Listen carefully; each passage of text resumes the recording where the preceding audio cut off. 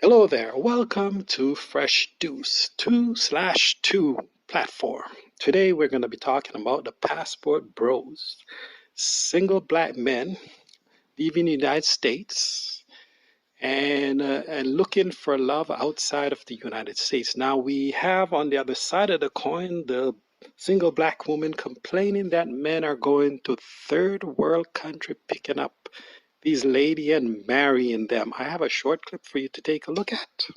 This is getting ridiculous. A passport bro is a man who buys a passport to go overseas to buy a wife. Now, your body, your choice, do what you want to do. I have no issue with anyone going overseas to fulfill their purpose. However, stop telling all American men that they need to go overseas to find a woman to be a wife to them and to be submissive and do all the other things that men require a woman to do. There are plenty of men in America who have the same experiences and outcomes with women that you had to go overseas to a third world country to get. Let's keep in mind that house is a prostitution center where men are wrapped around the building to buy sex. Stop making it seem like y'all are going overseas because these women are worshiping the ground that you walk on. It's because you are who you are. Y'all are paying for this entire lifestyle. Meanwhile, y'all are complaining about paying the bills in your own country and your own household. You want your woman to go half and half with you, but you're willing to go overseas to buy a wife. Y'all are going to third world countries where women do not have the basic necessities to live, and they're looking for a golden ticket. You are the golden ticket. Now, as I listened to this clip, I heard what she's saying. I understand what she's saying, but I don't agree with what she's saying. I think she needs to ask herself some fundamental question. Why is this happening? Why are men looking outside of America? What is going on? And the next question is, as a woman, what do you have to offer a man outside of sex? Now, I took a look at some videos, and this is shout out to the Grapevine. It's about relationships. So take a look at this clip. All right, so before we get too much into it, I want to first start to talk about the statistics that come out saying that 70% of black women are single. Is that a myth? Do you think that's true? Who wants to start? I think it's unbelievably high. Okay, but do you see that in your everyday life, that that's the case?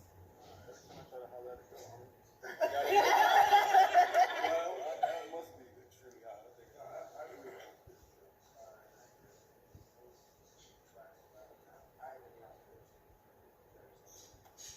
Okay, from my life, it seems inaccurate. It seems inaccurate and like disproportionately high for my experience. Okay. You know, friendship, family, black women, they're not single. Okay, Balar? You said 70%. I think it's unmarried. Yeah. That's different. Wait. Jacques, you said this the times. What do you mean? Unmarried, like 70%. It is unmarried. Of course they're going to be 70%. Anybody I mean, okay, so maybe I should have done my research.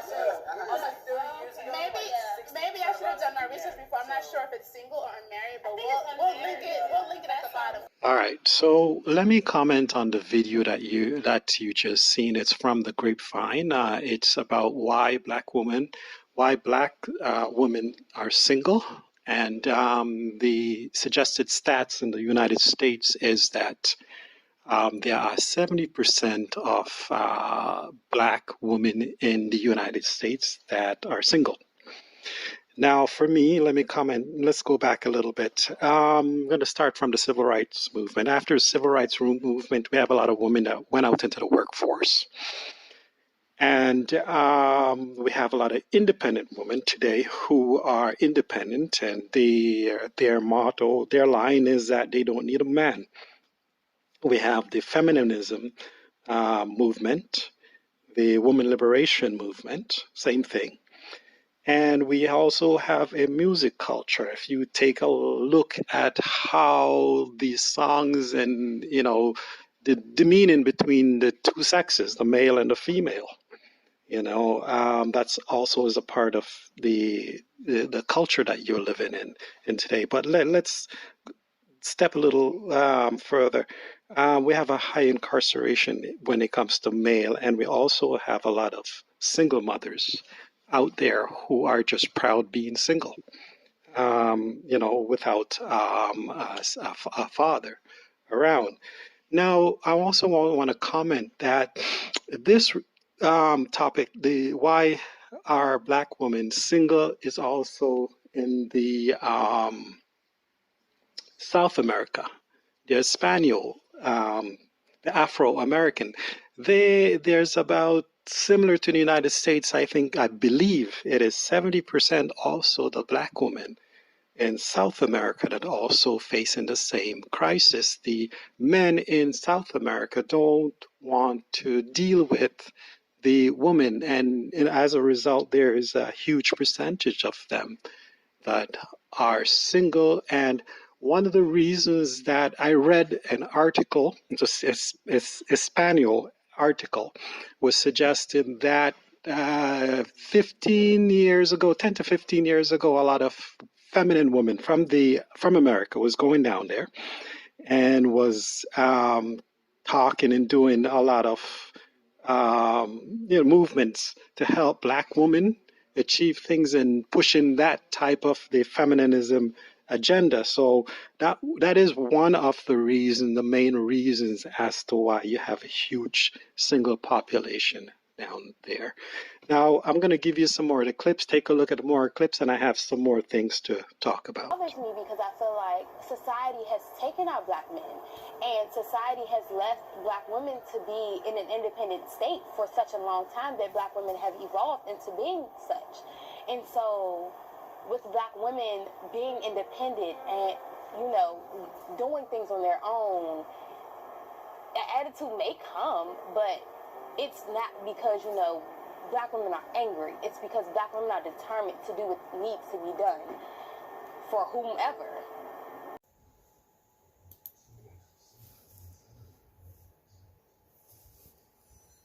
How Willie did this.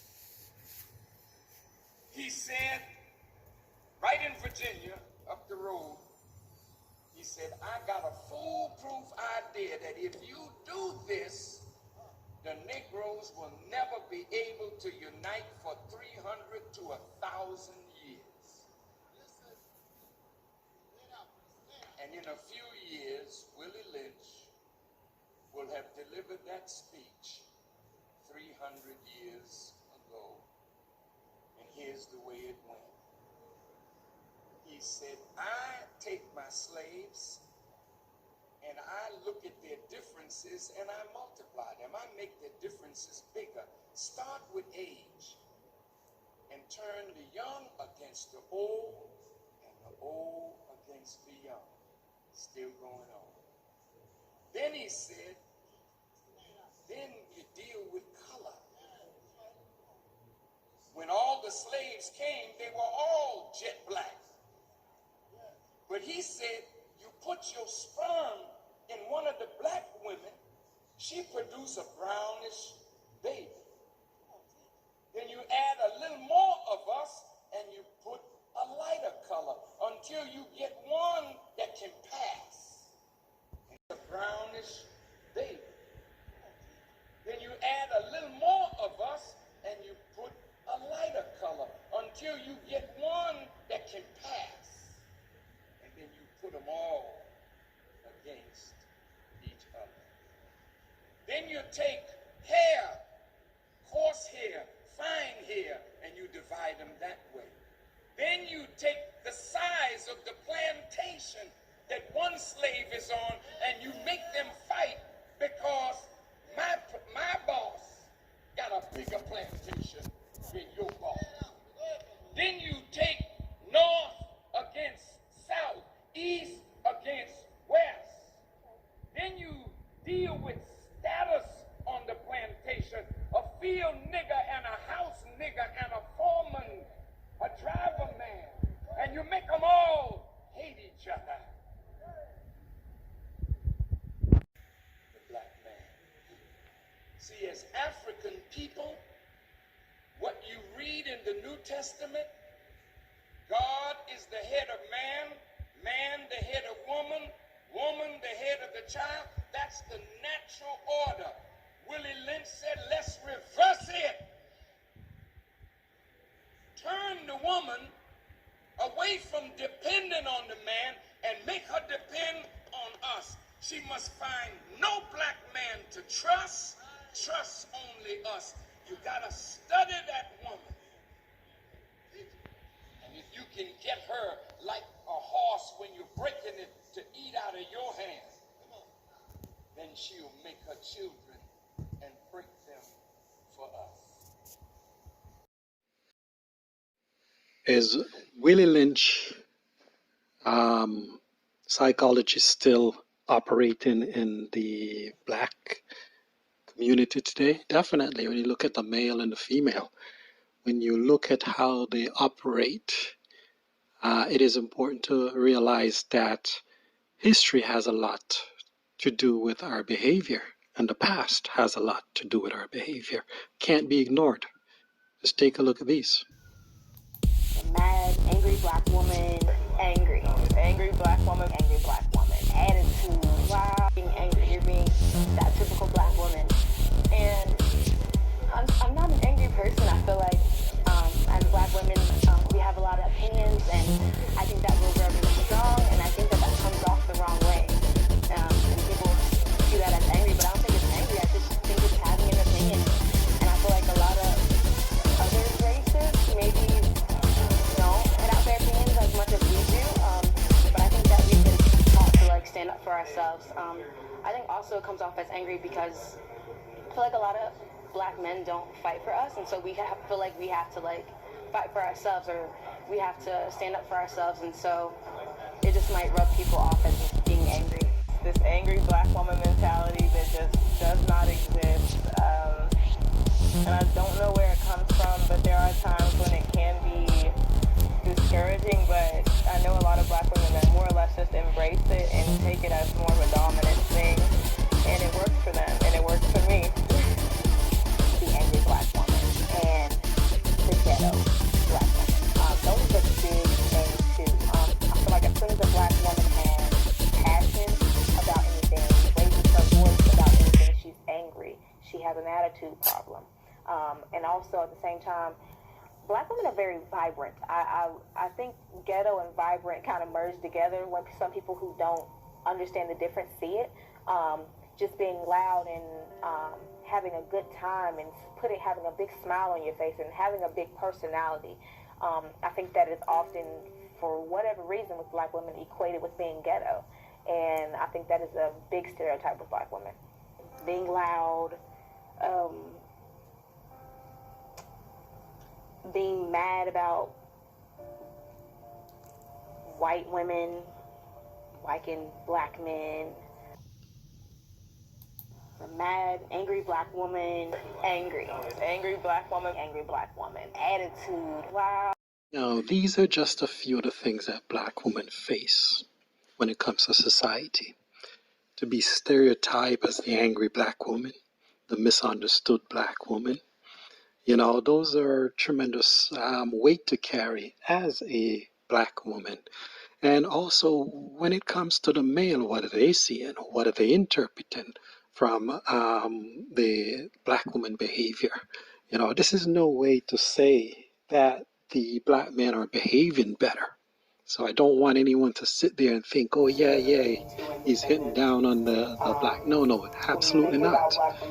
It's the reality of the situation. If you look at the statistics and the numbers, black women are finishing colleges higher than their male counterparts. And I mean, these are some of the things that can be detrimental to them, because when you get so high up, some people think that they are too independent and they think they don't need anybody, when that's the total opposite, or they are too strong and they're not willing to submit.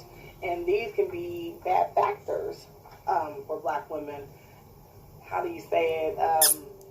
Everybody doesn't like that.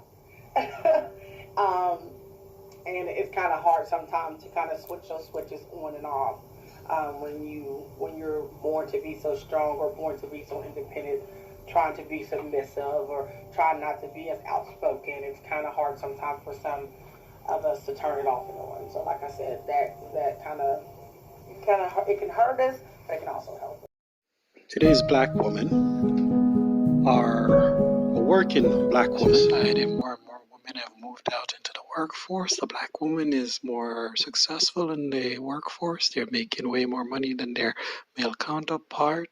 They have also moved away from the patriarchal system, and they are embracing the woman independent movement, the woman liberation movement, the feminist movement, while men are still clinging to the traditional movement. Men are looking for a woman who will take care of them, and men wants a woman who can give more than just sex.